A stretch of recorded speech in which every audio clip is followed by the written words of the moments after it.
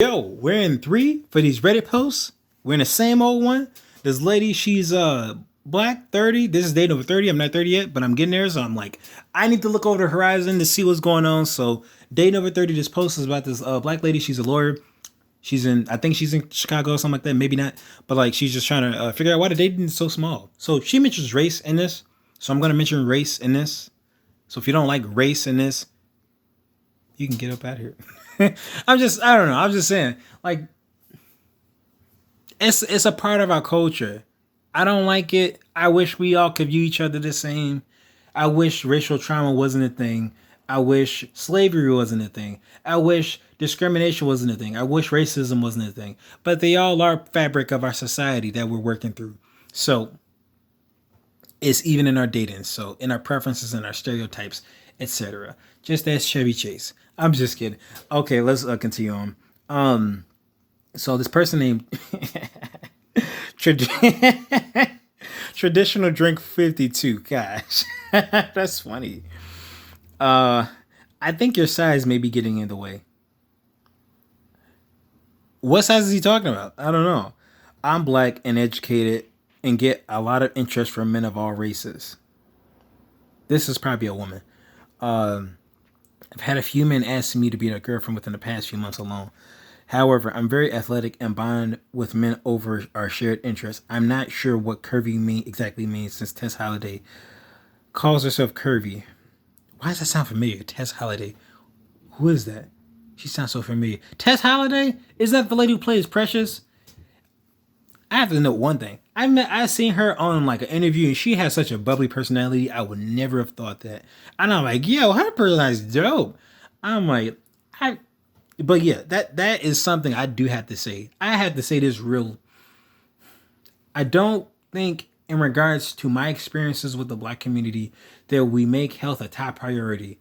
I feel like other people of other races and cultures and people groups and demographics value that far more than our own people, unfortunately. I tend to be pretty health conscious.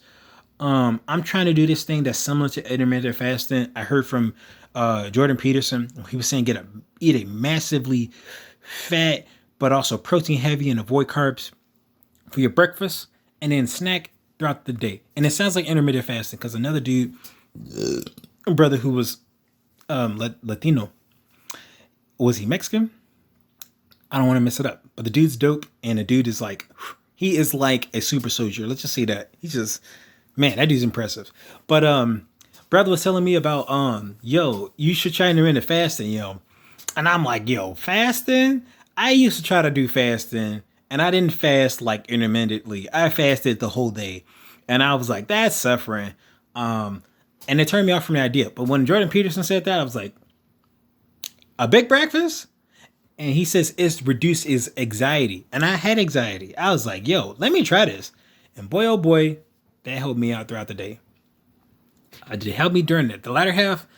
Sort of, it tapered off. I usually ate snacks back then. By then, because it's still happening. And then my mood would just crash and burn pretty much.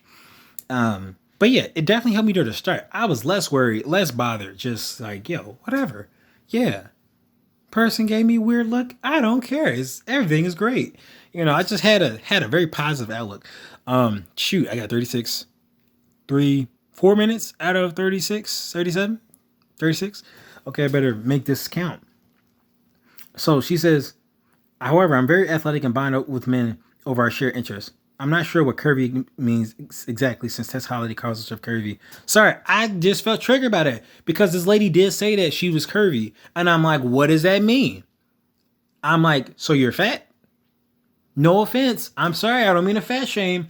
I've never been like overweight like that. I've been slightly overweight, but I haven't been like very, very huge. And my brother's right. He was like, yo, fat people be like, my brother, it's hard to describe. I don't want to put his stuff out there, but one thing he told me based off his observations is that he says fat people really be getting it. They be, and I don't mean getting it in a good way. Sorry. Oh my gosh. Sorry.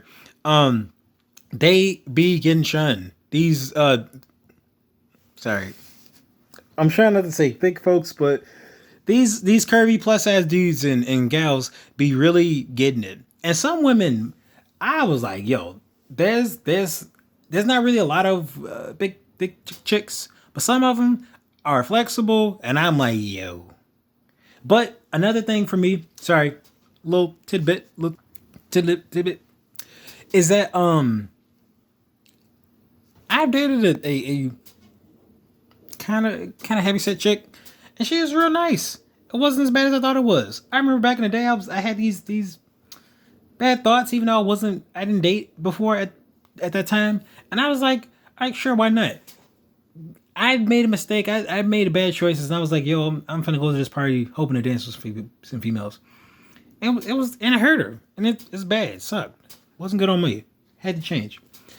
I mean, she dumped me, but that, I guess I'm just sharing that just because the outcome. But I dated her, and it wasn't as bad. It actually opened my mind a lot more to the concept of just dating a thicker chick. And mind you, the first female I was with was white, so there's a stereotype that black dudes love big white chicks. So it's a stereotype. But I was like, why not? I've never been in a relationship, and that was my first kiss, so it's like, okay, that works out. But another thing, it just I feel like ever since I dated one, my standards have smoothed out better, where I'm not just like, yo, I gotta have the stereotypical thin chick that I probably won't be able to get, I'm not making that money like that, who a regular chick that's super thin. And boy, oh boy, some of these thin chicks, whether they black or white, they know their power, man. They know that they're up there, they're the hot chalada, that they are the upper echelon or the high enchilada. Sorry, I was like, why am I not speaking right? And they are, whoa. They are not gonna look your direction. They be like, some of them are nice, but some of them like, I dog. Like, they are not gonna look at you, bro. So I'm sorry, I was thinking of that because I'm like, yo, your size, your body weight, your BMI, all that matters. It matters. People want to say it don't matter. It matters. And some of these Instagram models be looking right because the fat is in the right places. They're looking curvy. They looking great. They're looking right. Boy, and these women, they know their power. They are not friend. They like, yo, I look like a snack though. So, you better come correct, bro. Don't come at all. They will not hesitate to like give you the cold shoulder. They just won't. They be like, I know what I got. I don't know about you, bro. I can't be with no bum, bro. I can't be with no person who ain't making a lot, Or even if you're at work and y'all making the same amount. I can't be hanging. I'm like, all right, dog, all right. But let me keep going, because I'm like, yo, Tess Halliday, she sounds so familiar. I feel like she's from Precious, the Precious girl. But since Tess Halliday calls herself curvy, and I'm like, I mean, we gonna say call yourself curvy or call yourself fat? I'm like, who call themselves fat? I just think about it from a human perspective. Like, people are not gonna call themselves fat, even if they are fat. They're like, I'm curvy, because that's a lot more an attractive thing to say. I'm plus size. That comes with a stigma. Not going front. You hear plus size, you're like, oh, she's a big girl. You hear curvy, you're like, she might have some shape to her. She might be big, but she might have some shape to her. She might be in the right places. But yeah, let me continue. I'm sorry, I just had to make that statement because I thought it was so important that your health, not just your health, because skinny people are unhealthy too. So let's stop that stereotype that every skinny person is just automatically healthy. They're not. Some of them are bulimic nervosa. Some of them are going through it. Heck, what's his face? That popular mukbang YouTuber, Avocado. That dude, he used to be really skinny, and he said he had an ED. If an ED, that's a disorder, which ain't good. I don't know, but now I guess he's more himself. I don't know. But he did say, and I think he was watching the Meat Cane video, Man, Meat Canyon videos, its stuff is hit or miss, but all of that stuff is cerebral. It will make you feel like, dang, I am I entering the Matrix? What is going on? Like, and then he was that video, and then Nick Kakato was watching the video, and it had to be from Meat Canyon because that's his style. His style looks, it reminds me of Adult Swim, but it's just nasty. But he said, "Is does everything I touch turn just gets destroyed?" Because I guess the character that was supposed to be a play-in for Nikocado Avocado, he. Sorry, the landscape was like a freaking nightmare fuel. They had a table. They had this character that looked like Nikocado Avocado with a red shirt, and he always jacks up their faces. So the dude looked horrid. He was incredibly obese. He was like death. My gosh, and he was just like everything that he touched turned into this goop that he ate, and it had a little camera. And I'm like, yo, this cannot be Nikocado Avocado, which is sad because I seen this dude. This dude's huge. He's huge. Last time I seen him years ago, I was like, okay, he's fat, but he's not like super fat. But now he's huge. He's huge. I'm like, yo, this dude's massive, bruh. And it's just sad to me. It's sad. But he was like, yo, does everything I touch dies? And they said it was a video I seen like that he breaks character for a second. And I'm like, yo, that's powerful. Like I said, Meat Canyon's videos hit or miss sometimes. So when he's saying that, and like that's one reason why I would probably even watch his stuff, despite it being disgusting. Like he had one for Mr. Beast and how he uses his friends for nourishment, and it just shows like the nature of Mr. Beast. I guess that he's like a dude who uses his friends. He kind of sucks off his friends like their life force, and if they want to leave, he just like maybe he has this weird thing where he just kind of blackmails them or something, or turns them to nothing. But they made him to be like this creature, like Mr. Beast is really a beast, So his stuff is really hit or miss. It's just like this is nightmare fuel, but if you look past all the creepiness and the disgustingness and you check the message, it's like, oh, that's interesting. That's interesting. So that's what got me over it. But that's besides the point. Back to the video. But since you may have an uphill battle, since your male counterparts, black men, largely aren't on your level financially or educationally, sorry, switch that, you're going to have access to better options of other races if you're in good shape. For the most part, the women I see struggling are overweight or obese. ETA, it's unfair that our race is automatically a strike against us in many cases, but we can't really afford to have multiple negatives like other women can. This is a woman, sorry. See, I'm glad another black woman had to tell her that. However, being in law school is a huge plus, so there's a great place to meet a partner, especially if you're open to dating outside your race. If you're not, you're essentially creating your own suffering. And that's partially right. That's something I had to tell you, like, don't just limit yourself to your own people. I get it. I understand the idea of like wanting to better your people, better, and I get it. It sounds racist, but when you understand like the history and the context about black people and their suffering, you'd want something better for yourself, not just for yourself, but for your kids, because you're gonna have there's gonna be a black kids out here, and they're gonna have to keep dealing with the same stuff until the culture changes, and that they don't get this stereotype that they're lazy or they're just off to a bad start or they're just up to no good. They have negative stereotypes like that. I've seen them. I experienced them when I returned to Chicago, and I was still suburbanite black. I'd say submissive.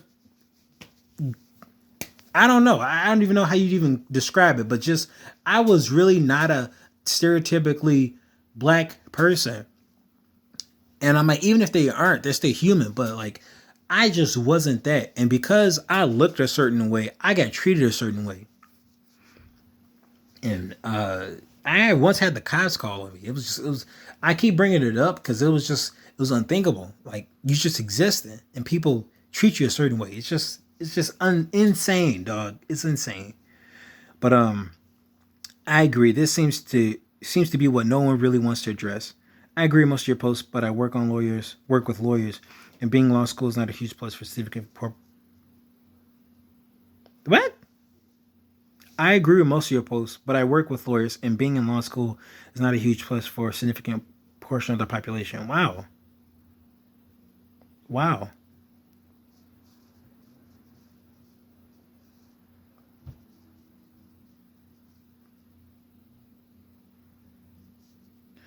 Okay. Wow. But no, yeah, your health matters. Your physical appearance matters. Your personality matters. People just can't. I don't know. I don't know if it's a female thing or a cultural thing or a black thing. I don't know. But I know some people, they just think I'm here. What's up? Or they can be nice. I mean, or they can be. It's weird because it's like maybe this is just something we all have to learn. But dang, having your being a good conversationalist. Excuse me. Getting yourself in decent shape, being a good communicator, you know, um, I don't know, being pretty. I met this pretty girl at work. I'm like, dang, she is gorgeous, you know, and she was a decent conversationalist. But dude, like you got to work to your strengths. And one thing I really wish people would know better. This is just my personal thing as an artist. Here, here. Color theory. This is a basic color wheel. Sorry, basic color wheel. Please learn this. It's basic. It's a very basic thing. I have a small wardrobe. I'm learning this year to just try to dress better. Wardrobe, dog. Please, please, please. You don't have to be a hype beast or nothing like that. You can buy a lot of weird, cheap stuff from Burlington's or wherever. Learn this color theory. Color theory. Learn that your black skin absorbs light. Learn that of like saturation. It's not only here, but like saturation and desaturation. How that works with black people and black skin. You can't wear the same stuff white people wear. That's something I wish people would know like it exists in art for a reason. It's color theory, but it works. Like it's okay to dress nice, but no, you're not white, so you can't always just wear whatever you want or wear stuff like the white girl or a person of another race because it doesn't sometimes it won't come off as, I mean, and again, it depends on the person too, but like the person's preferences. Maybe they like women who wear stuff like that, but like sometimes that'll make you stand out is sometimes understanding how does this work with your skin color, your skin tone. People say it's racist. I heard a dude from a tattoo parlor. He was like, I'm not trying to be racist, but having white ink won't work on your skin. I'm like, I wasn't offended because I'm like, I get it. If it's not gonna work, it's not gonna work. I'm not, because some stuff will come off as insensitive, but some stuff are facts. And I don't mean when racist people pull out racist data and they try to prove that black people are inherently this or that. That's stupid, and that's just his own. That's that person wanting to justify some BS. But what I'm saying is when a person wants to dress nice and stuff like that, and they want to stand out, check the color theory, man. See if that works with your tone. Sometimes having a good motif for what you dress. I don't have a decent motif. I got, I mean, it kind of works because there's some light and there's some light. Like that kind of works. But like sometimes work with your strengths. Your skin is not a liability, but you have to work with it. And I mean, if you check in Africa or in country, sorry, my throat, countries in Africa, you'll see the people, they dress like the rainbow. Color theory, what's that? They dress nicely, and they dress all types of ways. And sometimes, sadly, sometimes they dealing with color bleaching. But that's another point entirely. But yeah, learn that color theory though. It will save your life because it again is meant to make you look interesting. You know, I'm not saying really anything. I'm just saying like, stop trying to dress like everybody else. You know, if you're a minority, recognize you're a minority, and you don't. When people put out fashion and stuff like that, know that white people have had a legacy of fashion for them. We don't have necessarily a fashion for. We have a fashion for us, but it's not as long standing. And so people may not entirely understand that. So that's something I just want to say because I don't know. Sometimes I be seeing women trying to dress like white women, get weaves and wigs and all that stuff, and I'm like, sure, do what you want to do. You know, just make sure everything else matches up. But like, yeah, I just like, please invest in a color wheel. Please invest in learning how to have your colors pop out, because it makes no sense thinking that this is the same. We all are on an equal playing field. We're not. We're not. There's plenty of handsomer dudes than I am, and I still have to work on my strengths. There are plenty of not so handsome dudes, and they got to work through their strengths. And there's a lot of strengths out there, especially, you know, I was going to go for the statistics in terms of population, but that's not really important. But that's something I want to say.